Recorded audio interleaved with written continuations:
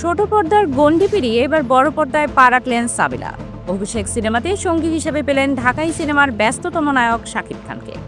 ঈদে মুক্তি পেয়েছে এই জুটির প্রথম সিনেমা তাণ্ডব। মুক্তির দিনে সিনেমাটি দর্শকদের সঙ্গে দেখতে প্রেক্ষাগৃহে হাজির হন সাবিলা। সিনেমাটি দেখার পর সাবিলা বলেন, চাঁদ রাত থেকে নার্ভাস ছিলাম, মনে হয়েছিল আজ পরীক্ষার দিন, যে কারণে সিনেমাটি দেখার আগ মুহূর্ত পর্যন্ত অনেক নার্ভাসে কেটেছে। তবে দর্শকদের ভালোবাসায় সব নার্ভাসনেস কেটে গেছে। এমন একটি সুযোগ দেওয়ার জন্য সংশ্লিষ্ট সবার কাছে আমি কৃতজ্ঞ। তিনি আরও বলেন, প্রথম সিনেমাতে শাকিব খানকে পেয়েছি, এটা আমার জন্য স্পেশাল। মেগাস্টারের সঙ্গে কেমিস্ট্রি দর্শক বেশ পছন্দ করছে, এটা খুব ভালো লাগছে। সবকিছু মিলিয়ে দুর্দান্ত অভিজ্ঞতা।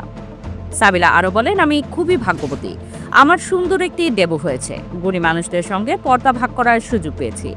এতদিন এমন একটি অভিষেকের অপেক্ষায় ছিলাম।